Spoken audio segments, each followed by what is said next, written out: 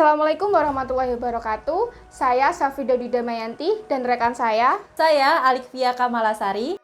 Kami adalah mahasiswa PPG Prajabatan 2022 Program Studi Pendidikan Matematika Universitas PGRI Semarang. Kami akan mempresentasikan program pembelajaran yang sudah dilaksanakan, dievaluasi, dan direfleksikan pada saat PPL 1 di sekolah. Saya, Safrida, dan Alik diberi kesempatan untuk praktik mengajar di Sekolah SMP Negeri 21 Semarang.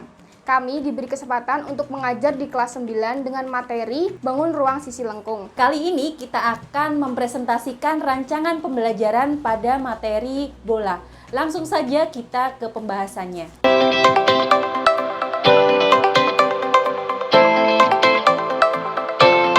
Yang pertama, saya akan menjelaskan identitas sekolah. Nama guru penyusunnya adalah Safida Damayanti. Nama institusinya adalah SMP Negeri 21 Semarang. Modul ini disusun pada tahun 2022 dengan elemen pengukuran materi bangun ruang sisi lengkung, submateri bola. Selanjutnya adalah kompetensi awal.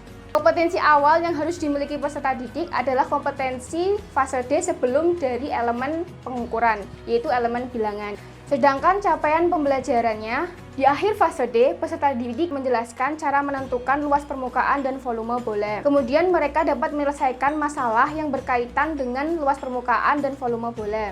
Untuk aspek profil pelajar Pancasila, peserta didik diharapkan dapat menunjukkan pembiasaan profil pelajar Pancasila dalam proses pembelajaran, seperti bertakwa kepada Tuhan Yang Maha Esa dan berakhlak mulia, mandiri, bernalar kritis, dan gotong royong. Model pembelajaran yang digunakan pada pembelajaran ini yaitu menggunakan model kooperatif discovery learning. Untuk target peserta didik yang akan mempelajari konten ini adalah peserta didik pada kelas 9. Mereka adalah peserta didik yang tidak mengalami kesulitan dalam mencerna dan memahami materi ajar. Dan peserta didik ini sudah mampu memahami elemen bilangan dan aljabar. Untuk sarana dan prasarana yang dibutuhkan pada pembelajaran kali ini yaitu ruang kelas, komputer, jaringan internet, alat tulis dan buku, proyektor, serta LCD, dan alat dan bahan untuk percobaan disesuaikan dengan LKPD.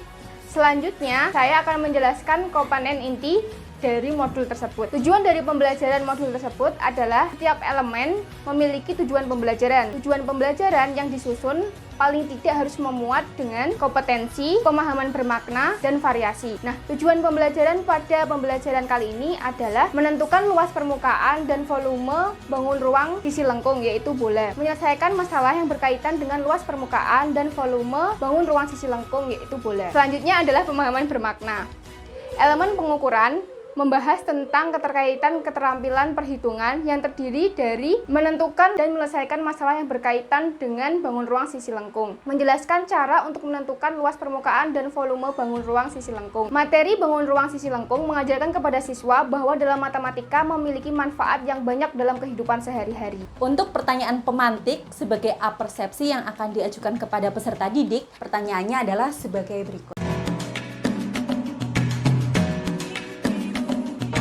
Untuk persiapan pembelajaran, yang pertama, guru menyusun modul atau bahan ajar, media pembelajaran, dan materi ajar. Yang kedua, guru menyusun LKPD yang berisi penemuan rumus luas permukaan bola dan volume bola. Untuk yang ketiga, yaitu guru menyusun asesmen yang akan digunakan selama proses dan akhir kegiatan. Yang keempat, berisi kontrak pembelajaran, di mana membahas tentang hak dan tanggung jawab peserta didik selama melakukan proyek pada elemen pengukuran pada materi bangun ruang sisi lengkung. Yang terakhir, pengaturan peserta didik. Selama diskusi kelompok, peserta didik bekerja secara berkelompok yang terdiri dari 7 kelompok. Saya akan menjelaskan kegiatan dari pembelajaran. Kegiatan pembelajaran terdiri dari 3, yaitu yang pertama adalah pendahuluan, yang kedua kegiatan inti, yang ketiga penutup. Di dalam pendahuluan terdiri dari peserta didik melakukan doa sebelum pembelajaran. Guru mengecek kesiapan siswa, kehadiran siswa, dan keadaan ruangan kelas. Yang ketiga, guru memberikan tujuan pembelajaran. Kemudian guru memberikan pertanyaan pemantik dan apersepsi di awal pembelajaran. Selanjutnya yaitu kegiatan inti. Kegiatan inti diawali dengan pembentukan kelompok. Kelompok terdiri dari 4-5 anggota. Kemudian kegiatan inti merujuk pada sintak dari model pembelajaran discovery learning. Kegiatan inti terdiri dari stimulasi. Stimulasi dapat kita lihat dari LKPD berikut ini. Kegiatan selanjutnya adalah identifikasi permasalahan. Identifikasi permasalahan, peserta didik diberi masalah di dalam LKPD. Langkah selanjutnya adalah pengumpulan data. Di dalam pengumpulan data, peserta didik dapat mengumpulkan data di dalam masalah tersebut. Selanjutnya adalah pengolahan data. Pengolahan data dapat diperoleh dari pengumpulan data dari pertanyaan-pertanyaan di LKPD. Selanjutnya adalah verifikasi. Kegiatan verifikasi, peserta didik dapat menyimpulkan hipotesis dari luas permukaan dan volume yang akan diverifikasi melalui buku yang mereka miliki. Langkah selanjutnya adalah generalisasi. Kegiatan generalisasi, peserta didik menyimpulkan rumus dari luas permukaan dan volume dari bangun ruang sisi lengkung, yaitu bola. Kemudian kegiatan yang terakhir adalah kegiatan penutup. Kegiatan penutup diawali dengan menyimpulkan pembelajaran yang sudah dilakukan hari ini. Kemudian dilanjutkan dengan doa sebelum penutupan pembelajaran. Untuk asesmen yang dilakukan terdiri dari 3 jenis. Yang pertama yaitu asesmen diagnostik non-kognitif. Asesmen ini untuk mengetahui gaya belajar peserta didik, apakah itu visual, auditori, atau kinestetik, yang dilakukan oleh guru, bekerja sama dengan guru BK. Kemudian, asesmen yang kedua adalah asesmen formatif yang dilakukan selama proses pembelajaran yang terdiri dari penilaian sikap, performa, dan tes tulis.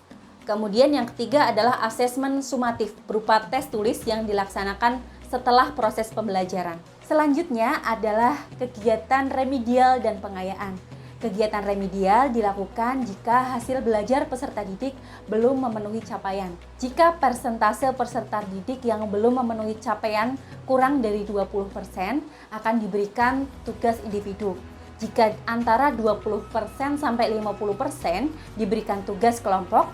Dan jika lebih dari 50%, maka dilakukan pembelajaran ulang. Selanjutnya adalah kegiatan pengayaan. Kegiatan pengayaan diberikan kepada peserta didik yang sudah memenuhi capaian pembelajaran. Selanjutnya adalah refleksi peserta didik dan guru. Pada kegiatan refleksi ini yaitu berisi pertanyaan-pertanyaan reflektif bagi guru dan peserta didik. Pertanyaannya adalah sebagai berikut.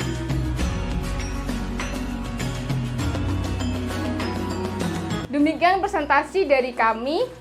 Wassalamualaikum warahmatullahi wabarakatuh.